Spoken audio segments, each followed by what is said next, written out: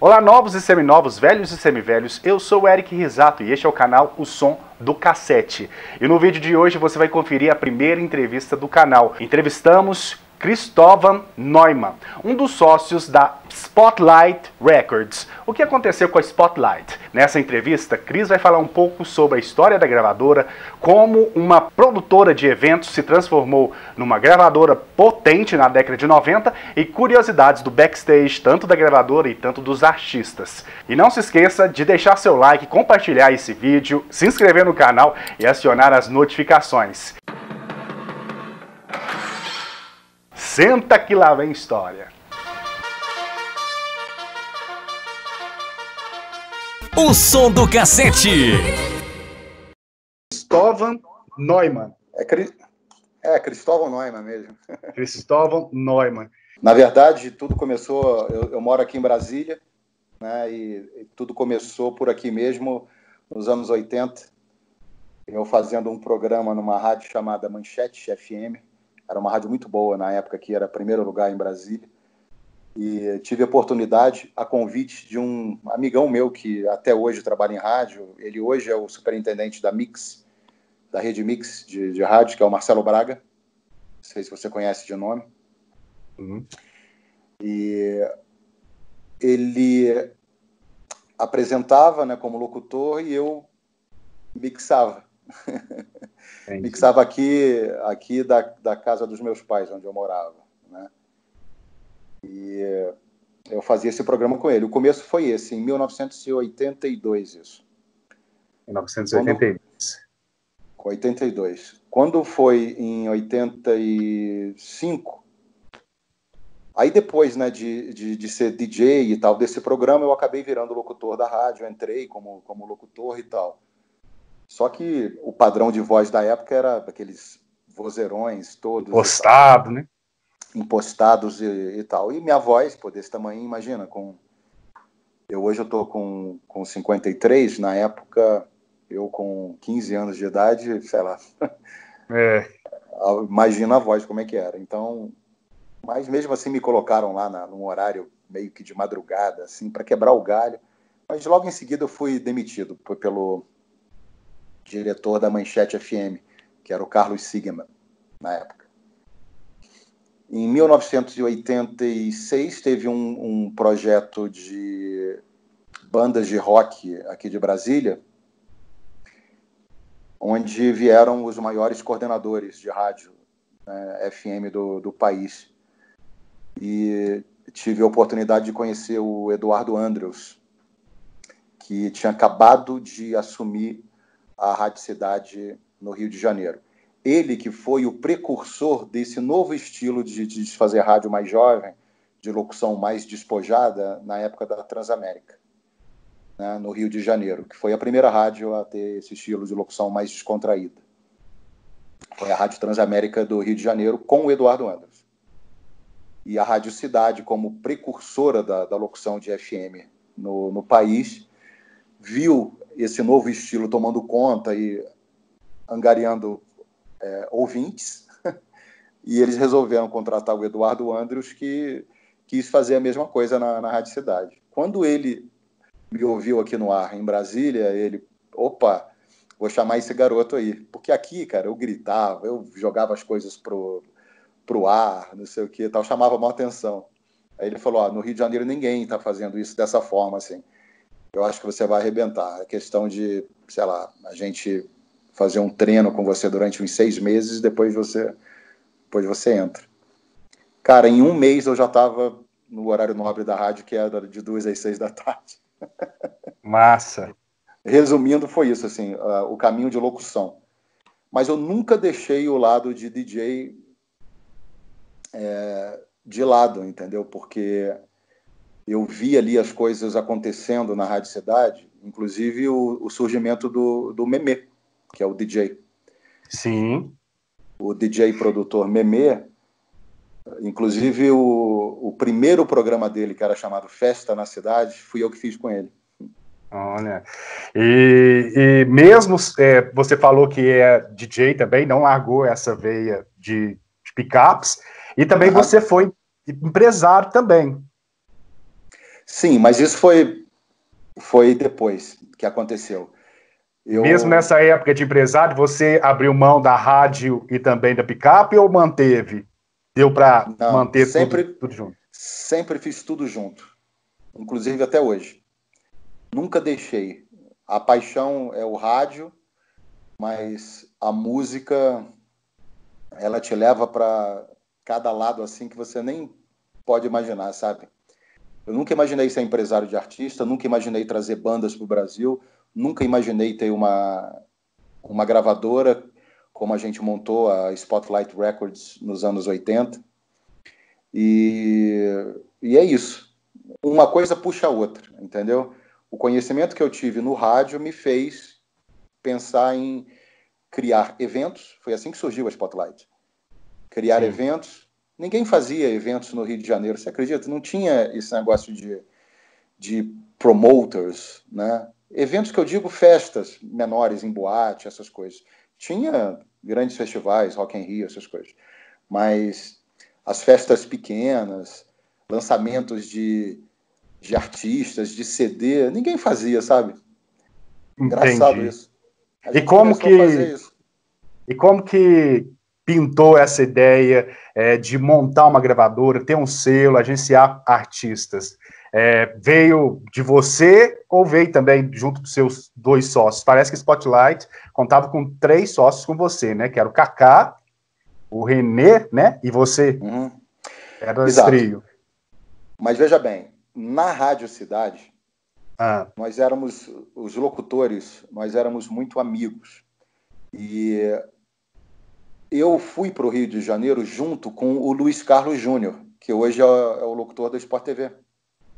Esse que faz narração e tal no Sport TV, na Globo.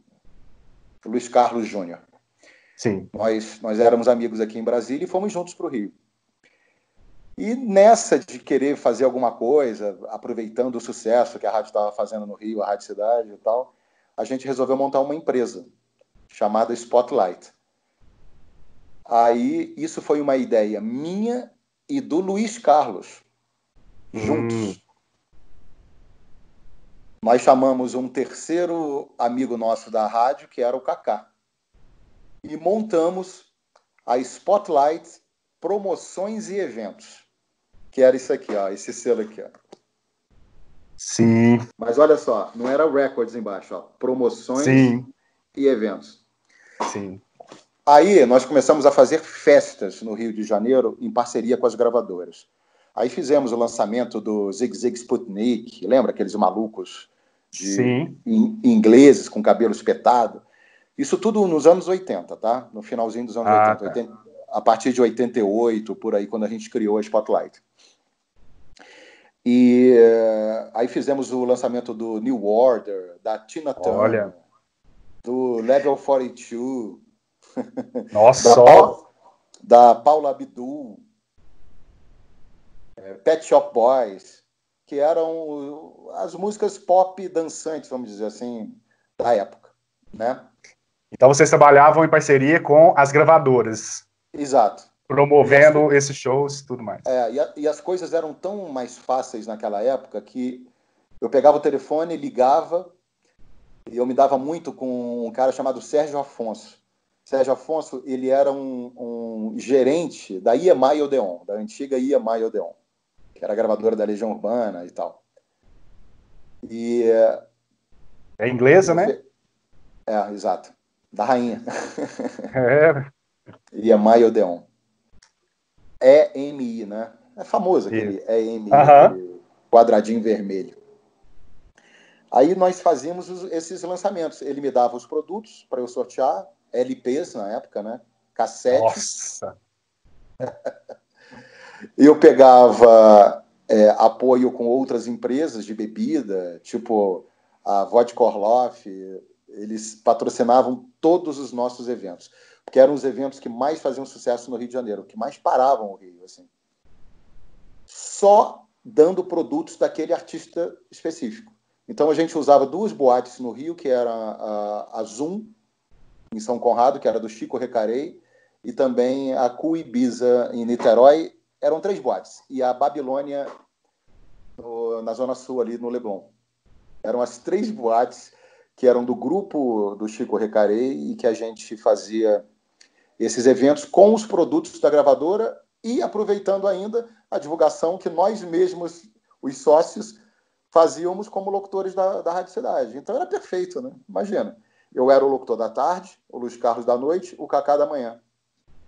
Entendi. Eram os 3 donos da empresa que faziam os eventos. Aí tinha essa pegada do evento, então você já vendia, já fazia o jabá do evento, então tudo rolava, né? E outra coisa, trabalhando com essas gravadoras, te deu esse know-how para criar a sua, então.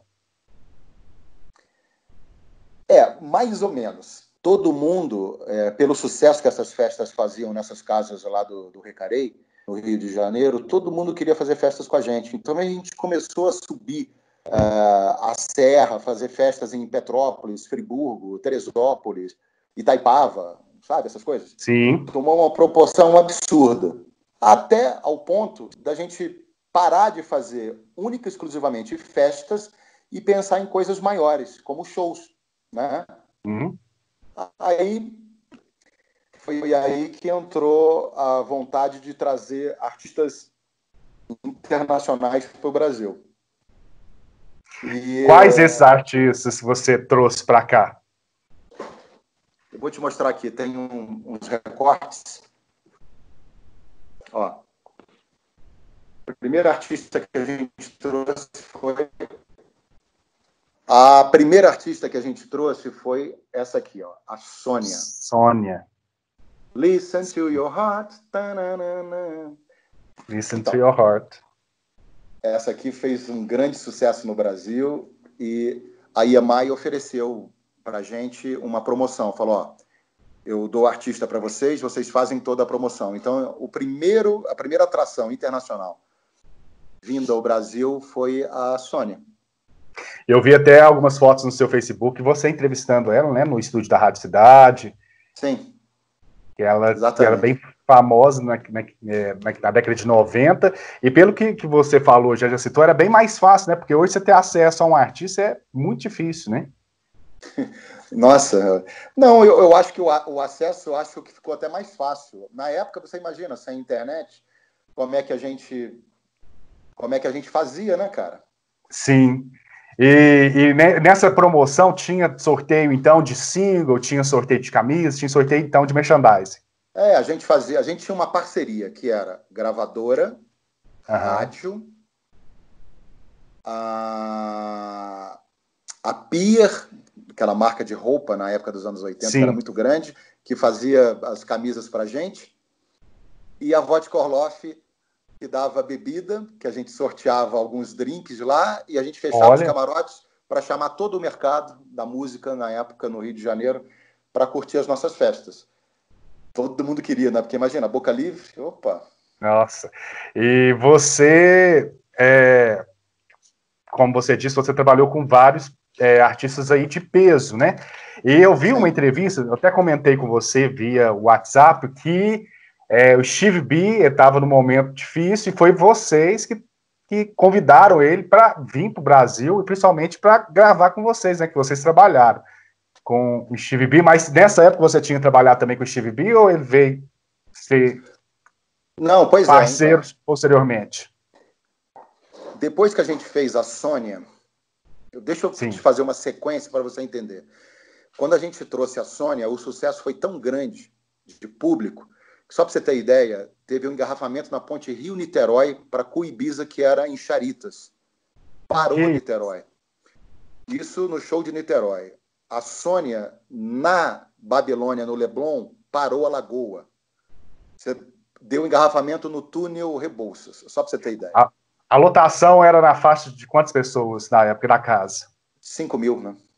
5 mil, uma casa. Só que eram 5 mil dentro e 5 mil do lado de fora. Por isso que parava tudo. Porque as pessoas fechavam a rua e parava tudo. Todas as conexões, né?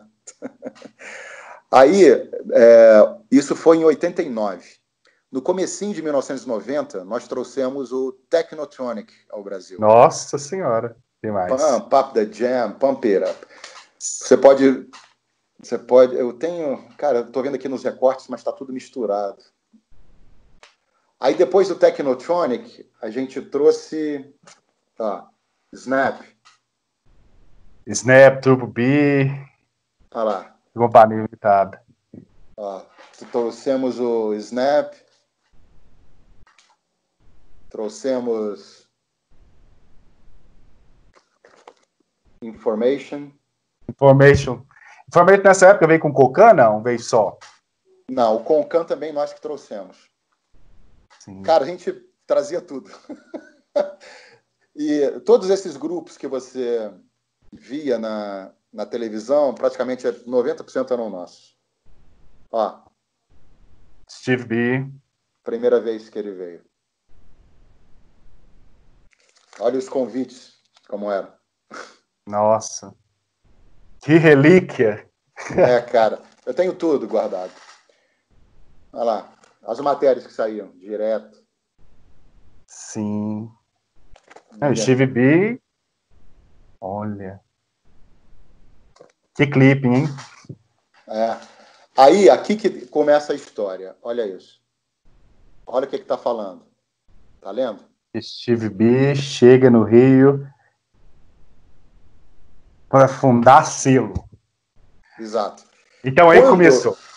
Quando nós trouxemos o Steve B, que foi na sequência do Technotronic e do Tony Garcia, o primeiro funkeiro a estourar no Brasil foi o Tony Garcia, foi antes do Steve B. E nós trouxemos o Tony Garcia para fazer 3 shows, ele saiu daqui com 60. Nossa! Sendo 59 no Rio de Janeiro. Que isso? Sabe quantas pessoas viram o Tony Garcia? Quantas? 400 mil pessoas. Que isso? Não, e o Tony era explodido, né? Isso, e outra coisa, ele era meio assim, exótico, né? Bigodinho, e chamava atenção. E quebrava nas pistas. Né? Pois é. Tudo.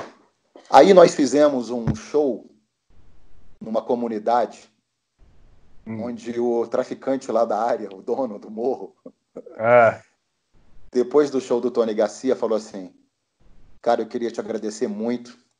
E agora, se você trouxer o Steve B, eu vou botar um busto seu aqui no morro. É isso. História. Que Aí eu laço. falei, meu Deus do céu, olha isso. Aí eu falei, beleza, vou trazer. Não deu outro. Aí. Trouxe esse cara maravilhoso. E 90, não foi 93, mais ou menos? Foi, ó, fotinha autografada que a gente usava para fazer os CDs e nessa vinda do Steve B para o Brasil que ele encontrou a mulher amada, né? Pois é, fui eu que apresentei, inclusive. Olha, vocês estão juntos até hoje, né? Pois é, eu encontrei com eles ano passado e a gente estava recordando. Isso foi muito bacana. A Paula, gente boa. Aí, cara, trouxemos o Steve B. Aí o Steve B, ele tem um conhecimento muito grande assim de mercado e tal. Aí ele falou, cara, vocês têm que mudar esse contrato de distribuição que vocês têm, porque a gente tinha um contrato com a Warner Music. Sim. Que, inclusive, quando o Sérgio Afonso saiu da EMI, foi para a Warner, ele fez questão de levar a gente e falou assim, cara, vamos fundar um selo com esse conhecimento, com esses artistas que vocês estão trazendo, tal, pode dar em alguma coisa. Simplesmente a Spotlight, na distribuição com a Warner, foi responsável nos anos de 94 e 5 a 40% do faturamento da Warner. Que isso! Muita coisa! Só para vocês terem ideia. Que isso! Então o Steve B foi o primeiro artista da Spotlight. Como fonograma, ele foi o primeiro. Porque a ideia de incrementar negociações de um novo contrato de distribuição com a Warner foi ele que deu pra gente, porque foi uma forma dele ser grato a gente ter trazido ele no momento que ele estava bem. Ele não estava em baixa, não. Ele estava ainda nas paradas de sucesso e tal, mas ele não estava bem com ele mesmo, né? Assim, Foi ele mesmo, né? E nessa época parece que teve Spring Love, não foi Spring Love, não, foi Funk Melody, né? Estourou, tocou demais aquela faixa. E parece que aí eu CD fiz vendeu uma bastante. coisa. Eu fiz um acordo com o Marlboro de sim. distribuir os discos do Marlboro pela Spotlight. E ele topou. E nós éramos sócios, né? Uhum. Aí, nesse tempo aí, o Stevie B foi apresentado ao Marlboro por mim e eles fizeram uma música juntos, chamada Run to You. Run to You. Não é? Run to You, não é aquela música? Isso. Tocou bastante também. Pois é, essa música já foi gravada no estúdio do Marlboro, já no Brasil. Quando ele viu o Stevie B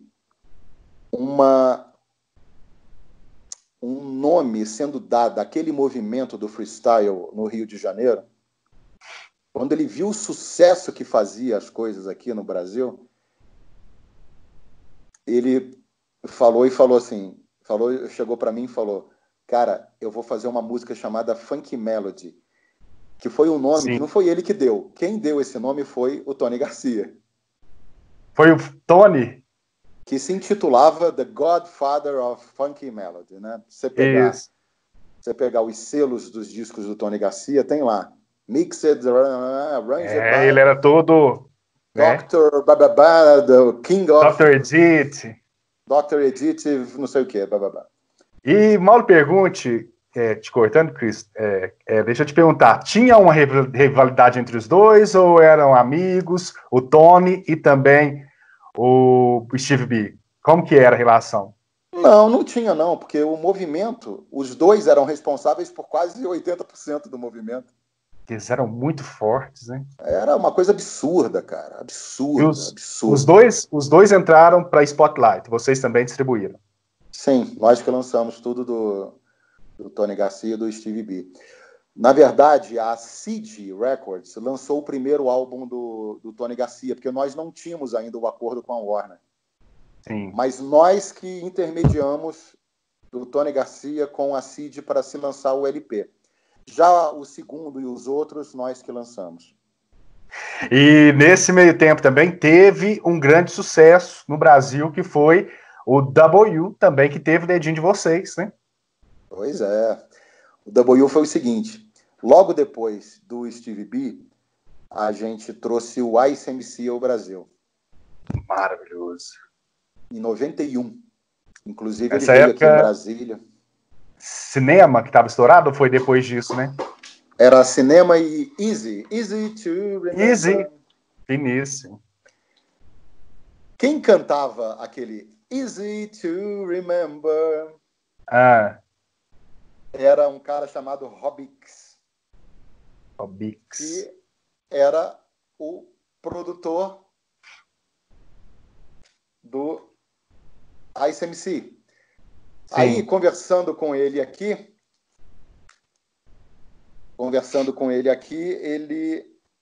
ele falou, olha, eu estou lançando um cara lá na Itália, que ele vai fazer cinema, novelas, não sei o quê, é um cara que eu estou investindo bastante, estou acreditando muito, chamado William Arrain. Olha. E eu estou querendo dar o nome de W para esse projeto.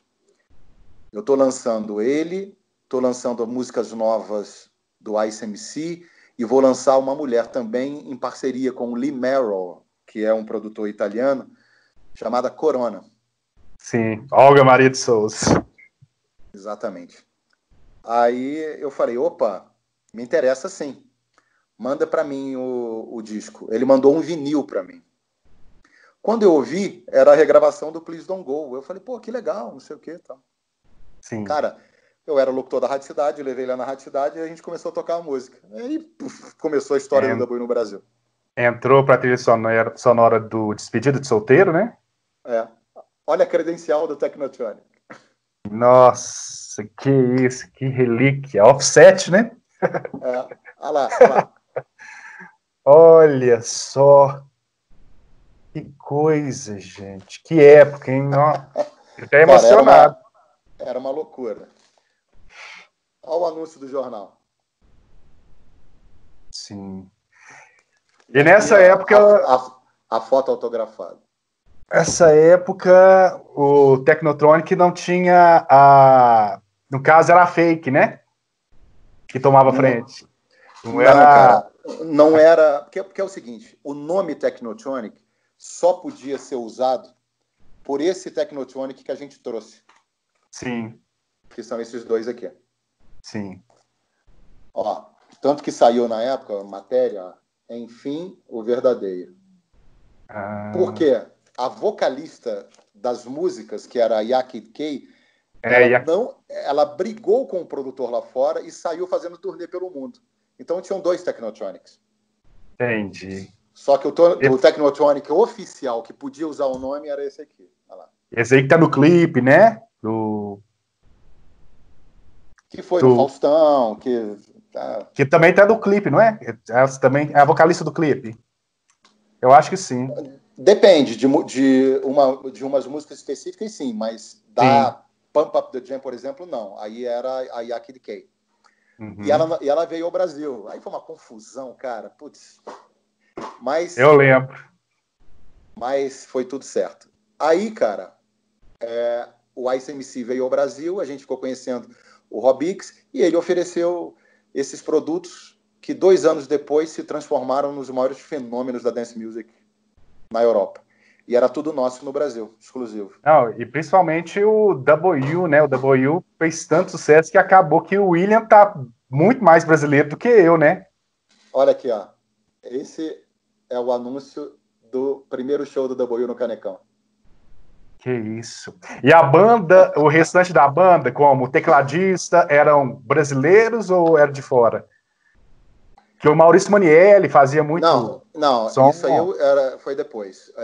Eram todos italianos. Todos italianos. Olha a credencial do W. Olha que relíquia, gente.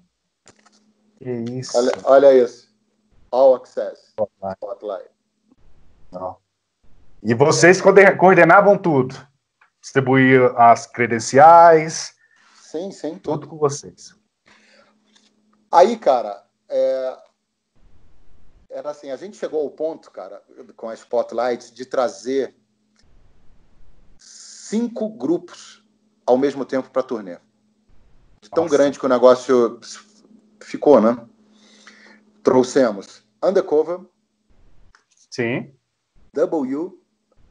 VG The Prince of Rap. Nossa Senhora. Papa Winnie. Papa Winnie, maravilhoso. E Stevie B. Tudo na mesma levada, assim. Olha aqui o Papa Winnie. Papa Winnie. Finíssimo. E também não só, então, no dance, né? Nem só do freestyle. Teve também o reggae. O reggae também, nessa época, principalmente com o Steve... Inner Cycle também, né? Nessa época também, eu digo do reggae, que estourava. E também tinha pegada, né? Acaba que o ICMC também tinha Dr. Alban. Dr. Alban. Exato. Ó, só pra você ter ideia, o Papa Winnie, essa história, pouca gente sabe, e nem o grupo sabia. Inclusive, eu dei um depoimento pro DVD deles. Olha! O grupo que se formou, porque o Papa Winnie, quando a gente quis trazer, a banda era muito cara.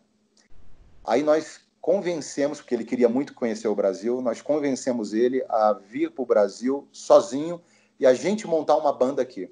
Cara, o Brasil tem músicos maravilhosos, né? Sim. Então nós montamos uma banda aqui para ele, que era inclusive com o tecladista, que era amigo meu, que indicou o baterista, que indicou... Blá, blá, blá. Aí eu conheci todo mundo dentro do estúdio. Horas depois chegou o Papa Winnie. Acho que eu sei dessa história. E depois foi virar o quê?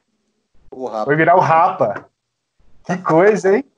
Foi por causa do nosso amigo aqui, ó, do Papa Wemba. Que coisa maravilhosa. Eu fiz na época que eu era diretor aí da Jovem Pan no Rio de Janeiro, há uns anos atrás, quando o Rapa voltou em 2012, né? Sim. Nós fizemos uma transmissão ao vivo da Toca do Bandido lá no Rio de Janeiro, para o Brasil todo,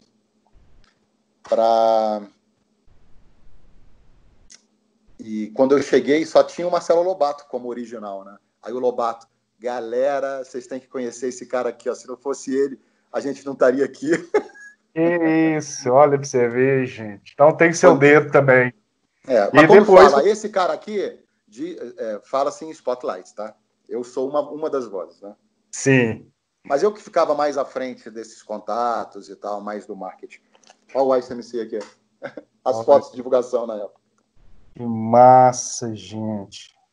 A ICMC e pouquinho depois, o Brasil começou a fabricar, né? A promover e a criar os seus artistas, né? No caso aí, você estava com artistas de peso como Gotcha, né? Pois é. Nessa onda da Spotlight e de fomentar a produção nacional, o Marlboro chegou para mim e falou, cara, vocês estão trazendo o Stevie B ao Brasil. A gente tem que colocar um artista de funk melody nacional que eu estou fazendo. O cara morava nos Estados Unidos e tal. E, porra, aí eu falei, cara, eu não posso mandar o Stevie B e botar, eu não tenho intimidade com ele. Foi assim que a gente trouxe ele a primeira vez. Então a gente não tinha intimidade com ele. Mas eu me comprometo a pedir para o cara ver se ele autoriza a gente botar alguém para tocar antes, para abrir os shows. Aí ele estava descendo o elevador, a gente pegando ele no hotel para levar para o primeiro show, que era em Macaé, nunca me esqueço. Eu falei, Steve, tem esse cantor aqui chamado Latino, que é a produção do Marlboro, e ele gravou essa música aqui. Aí botei um fone de ouvido com cassete com a Me Leva. Que foi um sucesso tremendo. Pois é, para o Stevie B ouvir. Aí ele, pô, que legal. É aquele cara ali que está sentado? Eu falei, é aquele ali, aquele magrinho ali que está sentado ali. Aí ele fez, oi, tudo bem? Isso aqui. Ok, fez assim, ó. Beleza, aí autorizou ele o Latino a abrir os shows. Foi assim que o Latino começou e assim que a gente começou a produção nacional. Isso em parceria com o Marlboro. E, paralelamente, os outros artistas nossos e produtores começaram a querer produzir as coisas nacionais, porque a onda da Eurodance foi tão forte que até eu montei um estúdio em São Paulo, junto com o pai do Bruno Martini hoje, que é o Gino Martini. Sim, o Gino. Para produzir coisas, entendeu? Eu fui o primeiro sócio onde eu montei o estúdio que hoje é o do Bruno Martini. Finíssimo. Olha que louco. E outra coisa, e veio Gotcha, né? Cláudia, Sect também, que ontem até soltei um vídeo falando sobre o Sect, que eu amo esse grupo. E teve vários outros todos. O Sect foi produzido em São Paulo, no Mosh. No Mosh. Foi pré-produzido nesse estúdio que eu montei junto com o pai do Bruno Martini, o Gino. Finíssimo. Olha, e quem mais? Deixa eu ver. Isso aqui é um convite para um coquetel de lançamento que a gente apresentaria o ICMC e o Rob X para toda a mídia no Rio de Janeiro. Olha aqui. Olha, que isso, gente. Cara, eu tenho tudo. Eu guardo tudo. Não, massa demais. Tem que fazer uma exposição, um museu do Spotlight. Até a irmã do Michael Jackson, a Latoya, a gente trouxe. Aí. A Latoya também, gente. Esse aí foi qual ano? Você lembra, mais ou menos? Isso aqui foi 91. 91. A gente trouxe ela para um evento de moda no... Ó, eu com o Rob X no coquetel. Finíssimo. Teve também a Gotcha, né? A Gotcha também, como foi a história, assim? Caiu de bandeja ou foi produzido também lá no estúdio de vocês? Não, o Fábio Almeida e o Ian Duarte, eles chegaram mostrando um produto de uma mulher que cantava muito, não sei o que e tal, Pô, a gente achou demais e lançamos. Foi assim, cara. Foi. O fluxo era não parava, cara. E a questão de apresentações, principalmente TV aberta, você que ia lá, fala, ó, Marlene Matos, tem um artista que tinha que pagar o jabá ou era para divulgação mesmo? Como que era essa época? Tinha o jabá ou não tinha? Cara, deixa eu só acender a luz aqui, peraí. Claro. Peraí. Então, nessa época, a Spotlight, Ah, a Spotlight ela já estava muito estruturada. A gente tinha, sei lá, 70 funcionários, cara. Então nossa. já tinha um departamento de... Até a Spotlight nos Estados Unidos a gente montou, cara. Olha.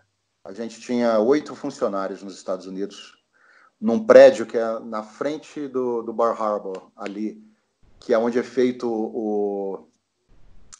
o festival lá de música eletrônica lá, famosa de Miami. Oh, meu Deus.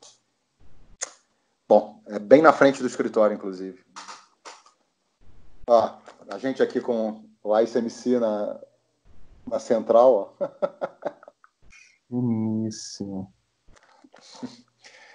É muito Muita legal, coisa, cara. gente. Tem que digitalizar isso aí, para disponibilizar para a gente ler. Olha o Concan. Okay. Olha, ele no calçadão de Copacabana. Sim. Eles vieram à minha cidade, Concan e Information Society. Foi um sucesso, a primeira apresentação internacional que teve na década de 90. Ah, aí. Fino. Concan. Esse cara virou um dos Canadense, né? Esse cara virou um dos produtores da Madonna, né? Sim, fizeram muita coisa boa após É aquele projeto Thunder Plus 2000. Sim! Fez o Mega Mix da Madonna, maravilhoso. Exatamente.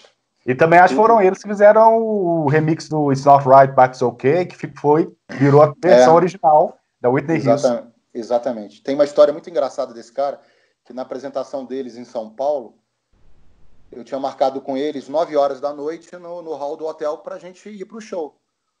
Cara, 9h30, 10, 10h30, cadê os caras? Eles simplesmente pegaram um táxi, foram direto. Que é isso? Sem a nossa autorização. Nossa, que loucura. Você não tem ideia da porradaria que foi. Nossa, que coisa, gente.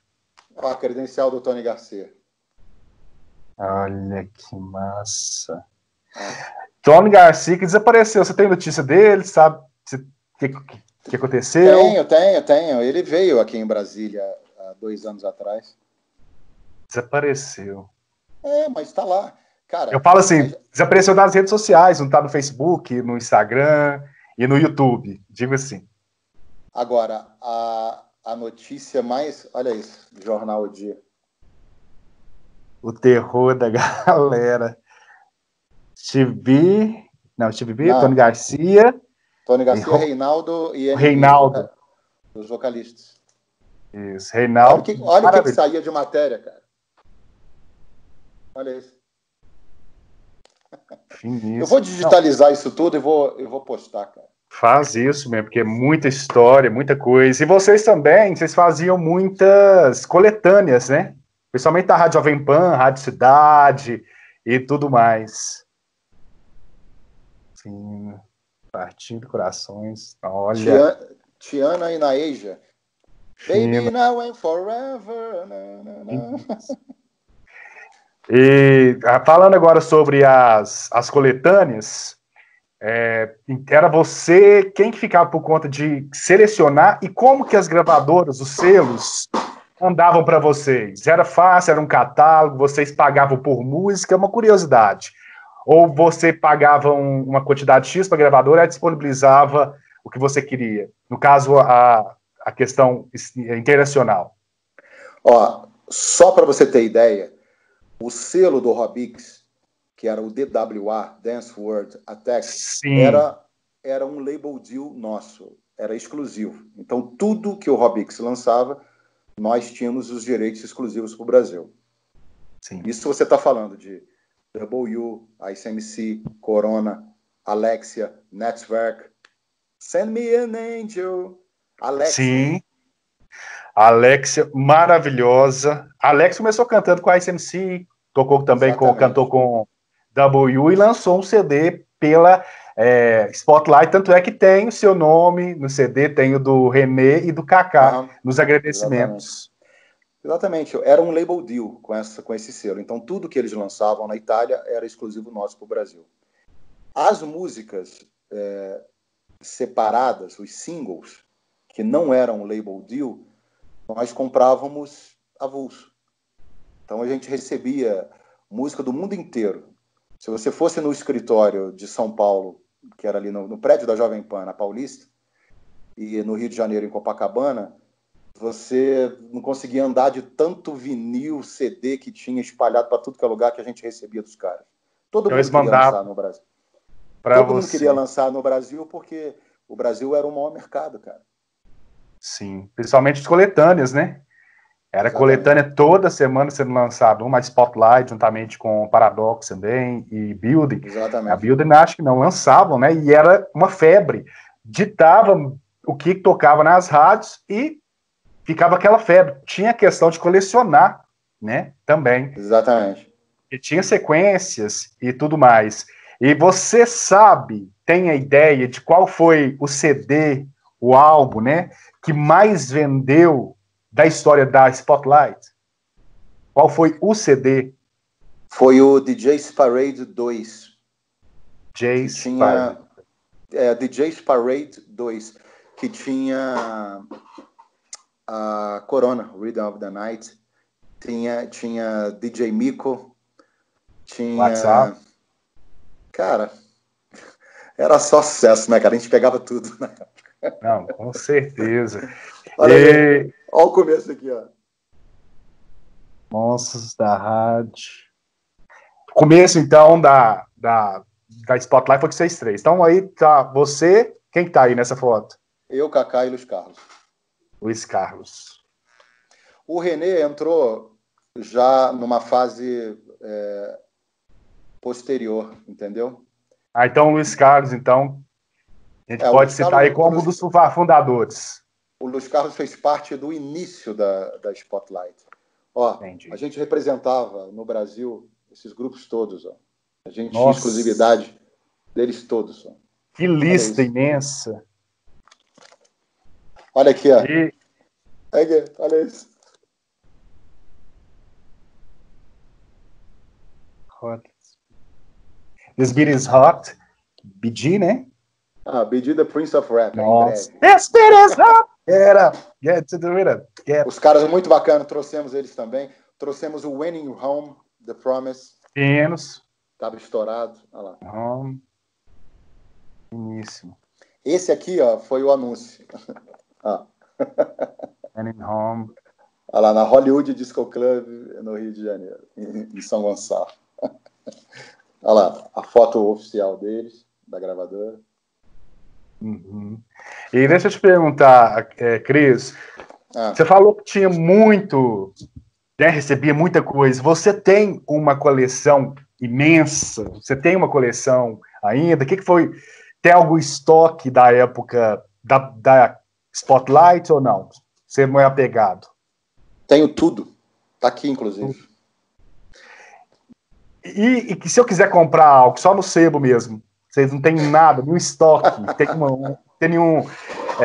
você não tem nenhum lote de fitas, nenhum lote de vinil, nada? Cara, eu tenho, assim, um exemplar de tudo que a gente lançou, dos promos, inclusive dos promos DJ, rádio e DJ. Nossa, aquele airplay que fala, né? Ou seja, o single também. Que maravilha. Outro dia eu estava até digitalizando isso, cara, porque a gente não sabe o que pode acontecer com os Não, discos. E outra coisa, não tem muita coisa da época da Spotlight, não tem disponibilizada nas plataformas de streaming, como o Sect mesmo, eu busquei no Spotlight, no Spotify e também no Deezer, eu não encontrei. Esse direito o direito pertence a vocês ou pertence ou vocês Cara, venderam? tem algumas coisas que sim. O SECT, por exemplo, pertencem a gente. É nosso. Porque Entendi. nós que pagamos o tape, né? Agora, esses discos mais antigos e tal, os direitos eram por tempo limitado, entendeu? Então a gente não tem mais direitos sobre essas músicas. Sim. Então, no caso, esse Mas que por vocês exemplo, produziram, aham, o que a gente produziu é nosso. E o sim. que a gente comprou também é nosso. Então, por exemplo, tem um Earth, Wind and Fire The Best of Live. O ao vivo do Earth, Wind and Fire. É nosso. Sim, entendi. E agora falando assim sobre a Spotlight, o que foi feito da Spotlight? Venderam o acervo? Como que finalizou a Spotlight ou não finalizou ainda? Vocês seguem com outro mercado?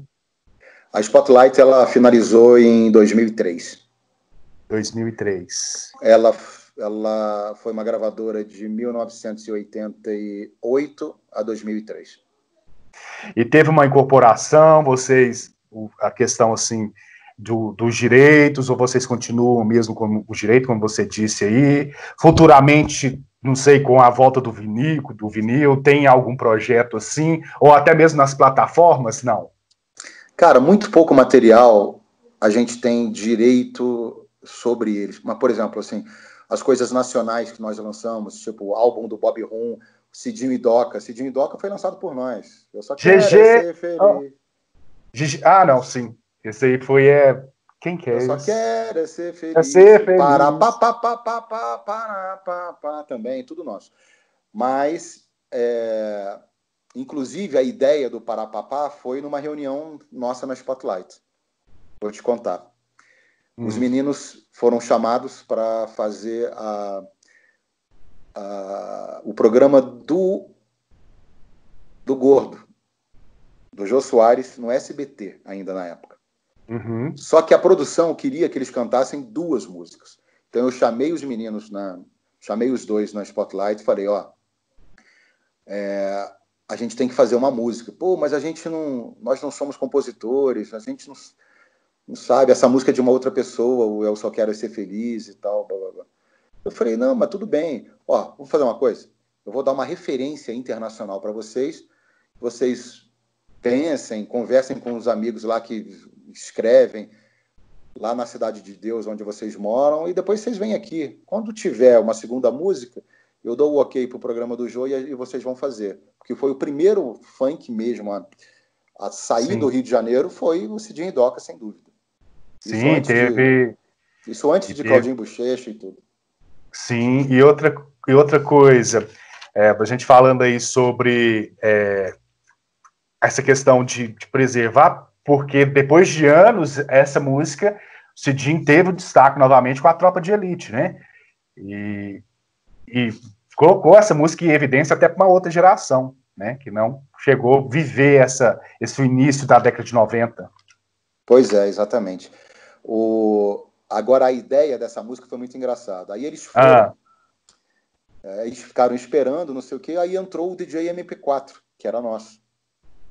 Inclusive ele que fazia toda a parte de áudio, de masterização, para mandar para a fábrica, era o MP4, o Wallace, que fazia. Aí eu chamei o Wallace, vem cá, não sei o quê. Qual música você acha que a gente pode dar de referência para eles? Uma música que esteja estourada internacional, não sei o quê. Aí o Wallace, cara, eu acho que é o Outfield, Your Love. Aí eu, beleza, grava lá, atrás de um CD. Aí eu dei o CD pro Cidinho e Doca e eles levaram embora. Como é que é a música do The Outfield? Jesus far away.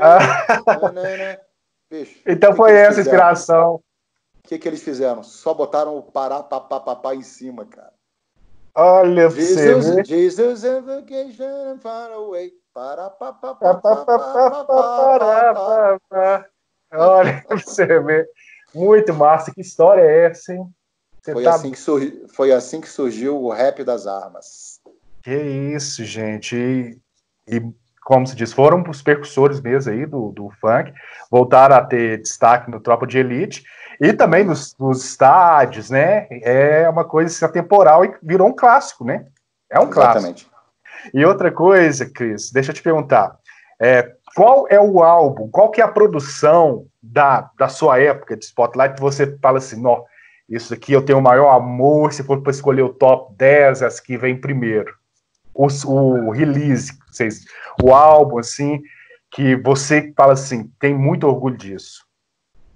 Cara, sem dúvida é o W. W, o primeiro? Porque o W, cara, o W, ele continua, inclusive eu sou empresário deles até hoje, junto lá com o Gino Martini, e o W marcou demais para mim, e é um grupo que está presente até hoje. Eu acho que sim, deve ser daqueles estouros todos do dance, do Eurodance, o W é o único que continua. Isso, aí. Respeitadíssimo aqui, entrou em várias lá fora, né? Com certeza. Entrou em várias coletâneas de novela, né? Coletâneas das gravadoras e também trilhas sonoras de novela. E como que era isso? Eles escolhiam ou vocês que mandavam para eles e pagavam o jabá? Ou era uma coisa livre?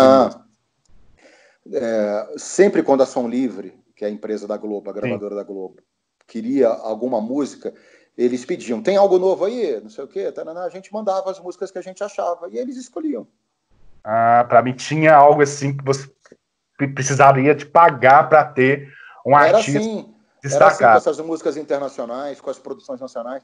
O SECT estourou porque entrou na novela, sem dúvida. Isso, eu falo isso porque é uma vitrine, assim, clássica que entra na vida da pessoa e a pessoa escuta, vamos supor, o SECT, Follow You, lembra da época da história de amor, da novela, lembra o momento, lembra com quem estava, um relacionamento. Eu tenho muito isso com trilhas sonoras, principalmente novelas, né?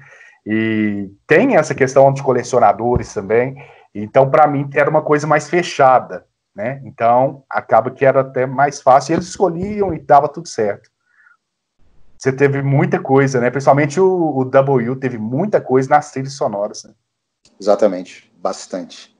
O W é recordista. 12 temas de novela da Globo. Ninguém vai bater isso. Nenhum artista internacional. E não é só entrar, é fazer diferença, marcar mesmo como as músicas, né, do W marcou.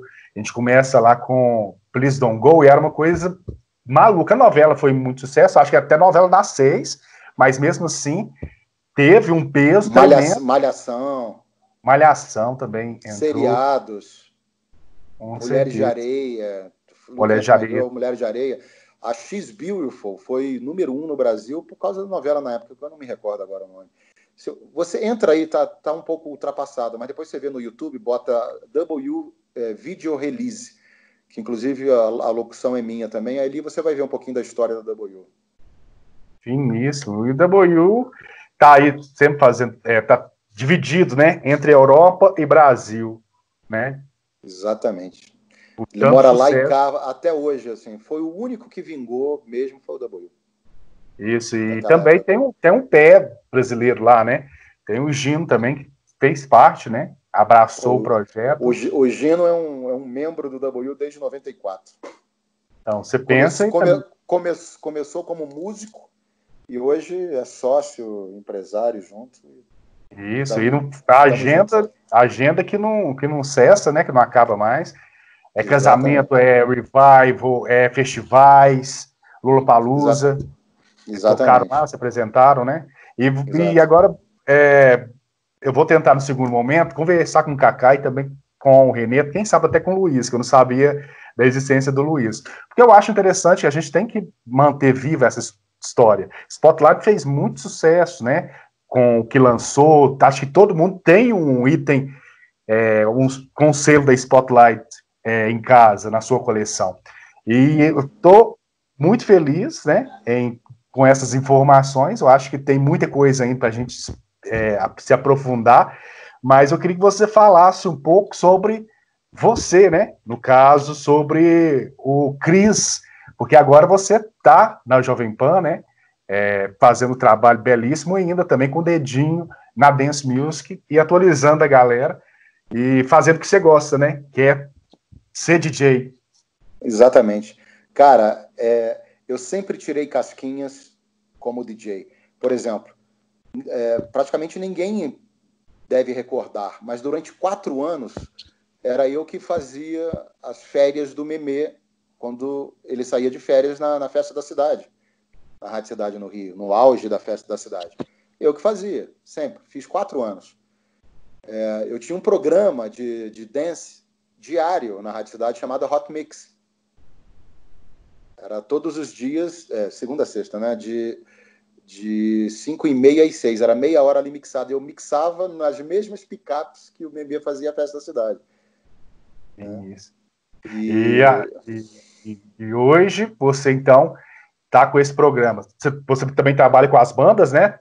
Teve recentemente aqui a América, teve também Lionel Rich, né? E você também Então, trabalha paralelamente com isso também, né? eu e o Kaká Ah, seguimos juntos. O sim. Renê seguiu o caminho dele e tal, e eu e Kaká seguimos juntos.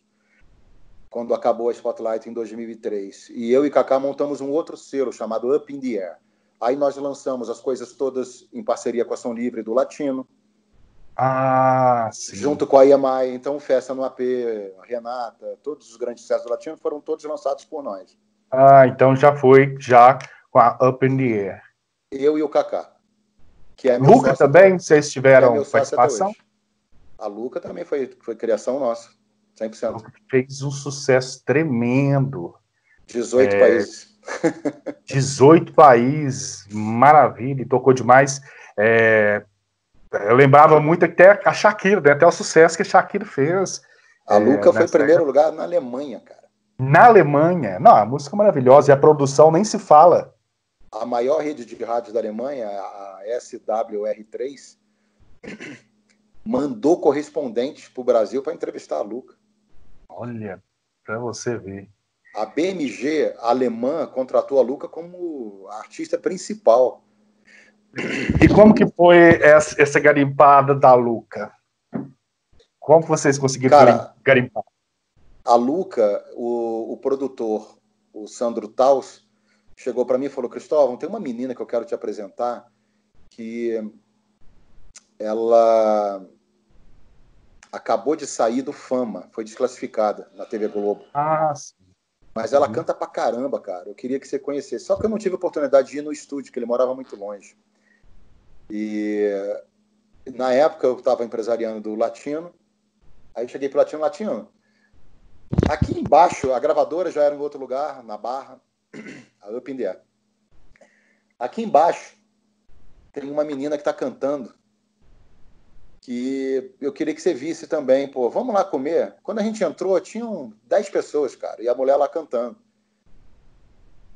Cara, quando eu vi essa mulher cantando, porra, acabou o jantar, acabou lá a hora dela, eu cheguei e falei: olha, você quer fazer um projeto, mas sem cobrança, que eu não tenho saco para cobrança de artista, projeto calmo, uma brecha que tem no mercado, que o latino que começou com a Kelly Key, não tem esse tipo de produto no Brasil. E é o que está mais fazendo sucesso no mundo todo. Vamos fazer um produto nacional assim? Só que um pouco diferente. A Kelly Key é popular. Eu tenho na minha cabeça um projeto de fazer uma coisa que faça crossover com um público mais qualificado. Uma música mais cabeça, que atinja um público mais qualificado. Aí ela, tô dentro. Beleza. Cara, 1 ano depois, fazendo laboratório lá no estúdio, eu, Latino, você lembra aquela mulher que a gente viu naquele restaurante lá? Ela, lembro, você pegou ela? Eu falei, peguei, cara. Isso aqui, assinei com ela. Vamos lá no estúdio. Ah, não, cara, eu não posso, cara. Minha mãe tá me esperando. Eu pedi carona para você me levar para casa da minha mãe. Eu falei, não, cara, vamos lá no estúdio para você dar uma opinião. Tem uma música que não tem refrão, inacabada. Aí ele foi, contra a vontade dele. Olha como é que é louco. Quando chegou lá, falou, bota aí, deixa eu ver. Quando de mãos atadas, de pés descalços, agora eu tô em outra. Aí ficava. Não Aí ele tinha o refrão. chegou. Aí ele, cara, a letra, você não tá nem aí pro cara. O refrão tem que ser tô nem aí. Olha, você veio e fechou, matou a charada. Foi assim, cara. Então E as foi um coisas são muito sucesso loucas. tremendo. Olha as histórias, hein, bicho? Olha as histórias, hein? História demais, Isso aí Cris. já é pós Spotlight. Spotlight. Isso. Aí, 6 meses depois, eu monitorando para o Kaká, que viajou com a Luca para a Europa, no sucesso dela na Europa, eu que munia ele de informações, checando os charts dos países. Kaká entrou essa semana em 35º lugar na Suécia. Nossa. Ó, aonde você está agora? Eu tô aqui na Alemanha. Eu falei, bicho, tá em 2º lugar, vai para primeiro. Aí ele, cara, também, cara, porra, tá um puta sucesso aqui. E na Cantando Itália em português. E na Itália vai para primeiro lugar também. Cantando em português. Aí eu, cara, vamos fazer uma coisa? Eu vou fazer aqui uma checagem de onde que falta ela estourar, para você falar aí com as gravadoras na Europa. E a gente não tinha esse contato que tem hoje com vídeo, com tudo, né, cara? Tinha um pouquinho de ICQ, um pouquinho de MSN começando, mas era muito pouquinho contato. Era mais e-mail mesmo, né? Isso você está falando de 2003, 2004. Aí, cara, eu comecei a fazer uma pesquisa e vi que tinha uma música chamada Dragonsteia Dintei, que era a única música que batia a Luca em alguns países, que ela não estava indo para primeiro lugar. Quando eu ouvi a música, eu pensei assim, cara, essa música aqui é romena, que aí eu corri atrás. Se é romena e está em primeiro lugar na França, o francês não entende o romeno. Se está em primeiro lugar na Finlândia, não se entende o romeno. Se está em primeiro lugar em Israel, não se entende o romeno. Opa, essa é a música que eu vou dar pro latino. E foi que é sucesso. Opa, caiu aqui. Pera aí, Cris. Voltou? Voltou. Voltou? Voltou. Latino, achei a música para você. É essa aí. Cara, quando ele ouviu, ele começou a chorar. Ele falou, cara, essa música é demais, não sei o quê. Eu vou fazer uma letra. Aí fez o Festa no AP. Olha aí. Ele foi um sucesso tremendo, gente. Muito fino. Que história, hein? Música é assim, cara. A Renata Ingrata era a mãe do meu filho. Olha, que é isso? Na sequência da música, do Festa no AP, eu falei, Latino, a gente tem que fazer um segundo sucesso aí, cara. Aí ele, bicho, aí eu falei, não, cara, mas eu queria que você tocasse eu estava separado da mulher, queria que você tocasse na frente do apartamento dela, você toca, que ficar pagando mico, cara. Você tem que fazer uma música para detonar, vamos fazer uma música? E virou. Que sucesso, Renata Ingrata. E o latino é essa... 4 milhões e meio de ringtones, foi primeiro lugar no Brasil. Nossa. Uma bobeira, tá vendo? Tudo é momento, cara. Tudo é... A Luca, eu trabalho com ela até hoje, assim, ela é muito querida. Não sou empresário dela, nem do latino. O latino ele é o próprio empresário dele, entendeu? Entendi. Só que a gente faz coisas juntos, assim, e eu faço um papel de empresário, mas não sou, oficialmente. Entendi. Mas a gente faz muita coisa junto ainda. Eu queria saber também, Cris, sobre o que você que trabalhou com a indústria fonográfica mesmo, né? Essa questão de selo, essa questão de contratos e tudo mais. É mais fácil trabalhar agora com os streamings ou você sente que era mais seguro naquela época? Qual que você vê o paralelo de agora por aquela época? Ontem tinha mais paixão no negócio, né, cara? Você ouvia uma música no rádio e ia atrás na loja para comprar o CD. E quando eu conseguia, por exemplo, do outro lado, os direitos para colocar aquela música num CD específico, o prazer era gigante. Hoje, cara, você aperta o nomezinho da música ali no streaming, no Spotify e ouve a música. Então ficou mais fácil, né, cara?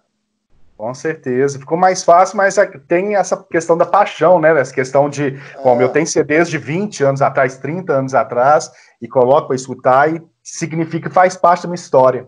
Diferente do download. Eu tinha mais de 7.000 CDs. Dei tudo. Nossa senhora, quando for Só dado algo, doa pra mim.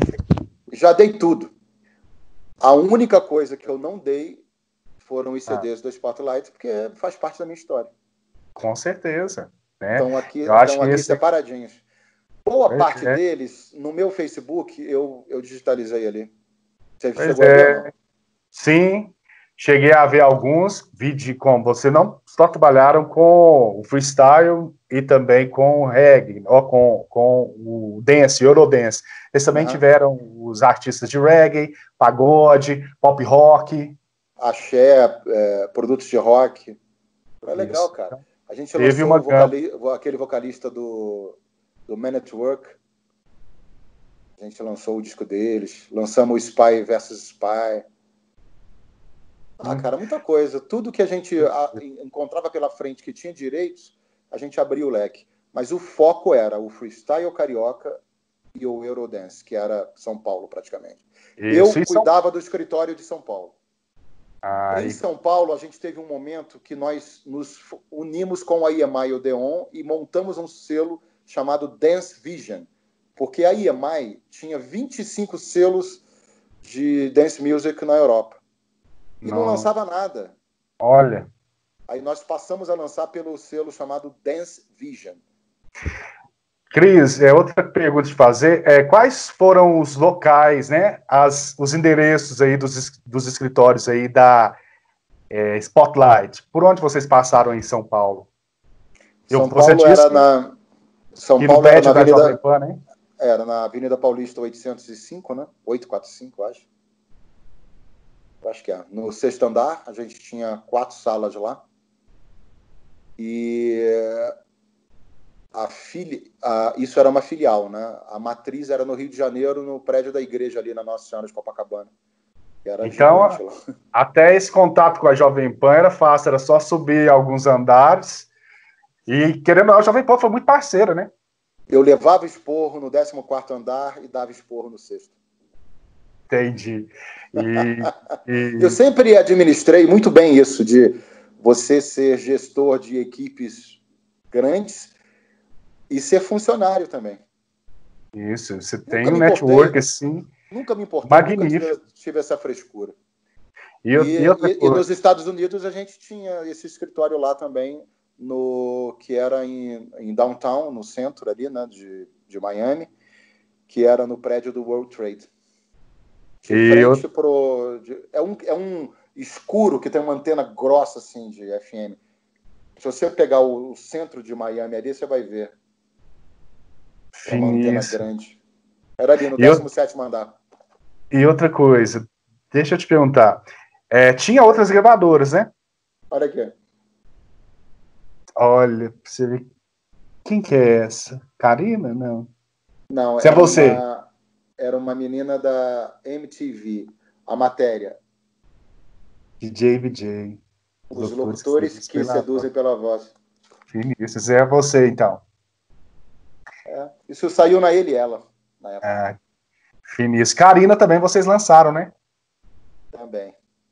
A Karina depois se tornou esposa do Vini. Vini, né?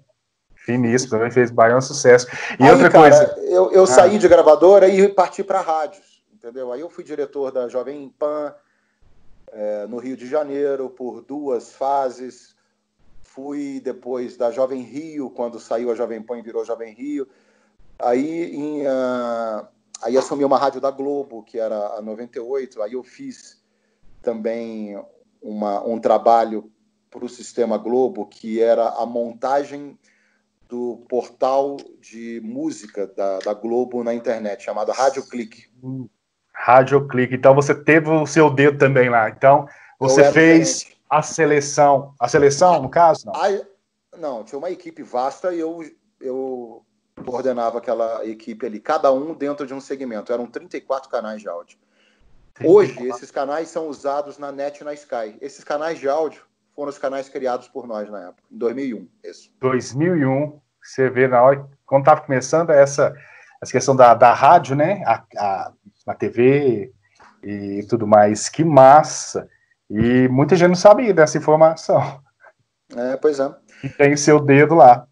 Então eu já conheço o streaming desde 2001 na Globo. Ah, então você já está à frente, né? Muitos anos, e agora que o pessoal está começando a.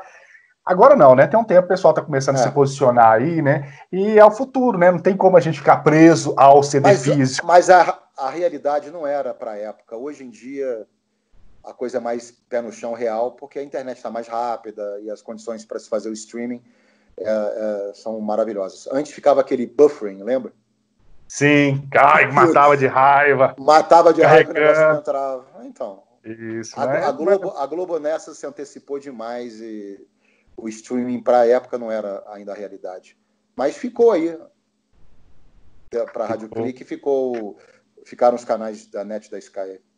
Isso, e agora você grava, como você falou, né? Você tem o programa da Jovem Pan e você faz ele de Brasília, né? Ou seja, você faz esse trabalho remoto em casa, corta, edita, seleciona e manda para a Matriz em São Paulo. Manda para a Matriz. Para a Matriz fazer a transmissão para a rede toda.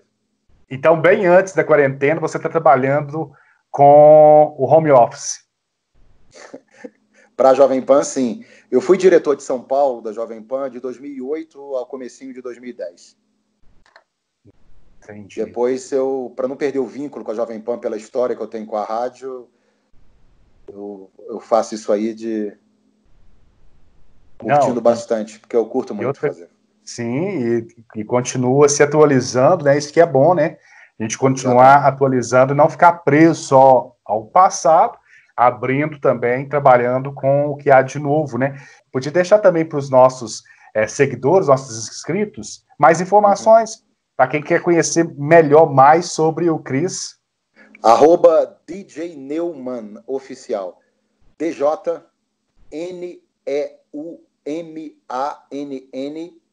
Oficial. Isso. E também na Jovem Pan você pode escutar também, né?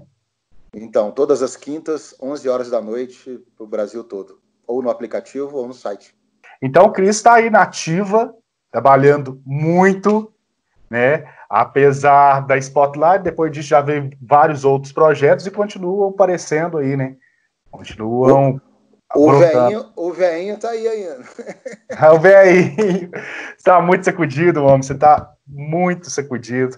E é isso, eu queria agradecer pelas informações, tá? Obrigado. Quem sabe no segundo momento a gente possa conversar pessoalmente. Gostei demais das histórias, da sua presteza. Vou mandar um abraço também pro Kaká, pro Luiz também, que eu não sabia que fez parte dessa história, e também pro Renê. E quem sabe a gente consiga fazer a parte 2, a parte 3, tanto aí da Spotlight, que eu acho que a gente tem muita coisa para falar, e também dos artistas, e também essas histórias aqui pitorescas, divertidas. É isso aí.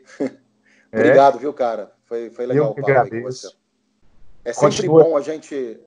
Ninguém vive de passado, mas é muito bom a gente relembrar as coisas que a gente fez. Com certeza, a gente não pode deixar uma história dessa acabar, né? Fica perdida, seja os releases, essas histórias. Se você me contar, eu não fico sabendo, e a gente vai, com certeza, levar isso para mais pessoas, nessas informações. Então é isso, sucesso. Digitaliza essa sua coleção aí de recortes. Se der também para digitalizar também Sect e outros artistas e colocar nas plataformas, a gente te agradece também, porque eu não consegui ter físico. Eu tenho meio que uma birra da Spotlight, que eu acho que ela fez uma tiragem pequena do Sect. Eu não sei. Só sei que eu estou lutando para encontrar esse Eleva, né? E tá muito difícil. Cara, o Sect a gente lançou por 3... Tem 3 capas diferentes do Sect, cara. Não foi tão pouco. Eu acho que o pessoal pega amor e não solta, não distribui. Mas, enfim, quem sabe, futuramente a gente escuta lá nas plataformas. Porque quando a Patrícia Coelho estava fazendo sucesso, a gente lançou uma com a foto dela, inclusive. Olha, sim. Acho que foi as melhores, né? Sect Patrícia Coelho. Exato.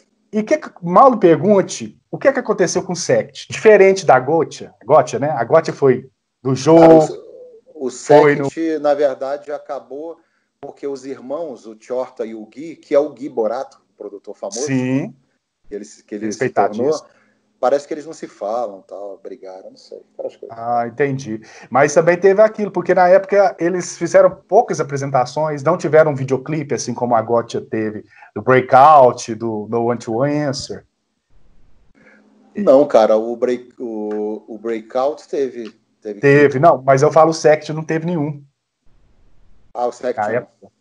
Não entendi por que é essa falta de marketing, merchandising. Sinceramente, eu não me lembro por que não. Mas não enfim.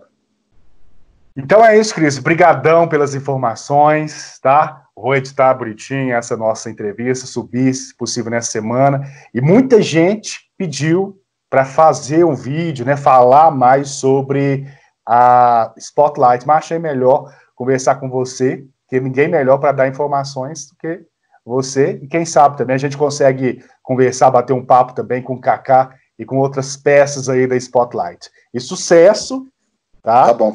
Obrigado, viu, cara? Sucesso aí pra você. Eu que agradeço. Se der para também dar uma de Nossa Senhora da Aparecida, intervir também, ajudar a gente a ter essas informações, porque a gente não pode perder isso, né? Tá legal. Se você precisar, cara, você me chama aqui, aí eu te esclareço. Demorou. Tá, Cris, brigadão e até a próxima, doutor. Abraço. Tchau. Valeu. Tchau. Gostou da entrevista? Deixa seu like, se inscreva no canal e acione também as notificações. Deixa aqui nos comentários qual foi o CD que você teve, qual CD que você tem da Spotlight Records na sua coleção. E se você também tiver pauta para o Som do Cassete, deixa aqui nos comentários, viu? E eu fico por aqui, até o próximo vídeo do canal O Som do Cassete.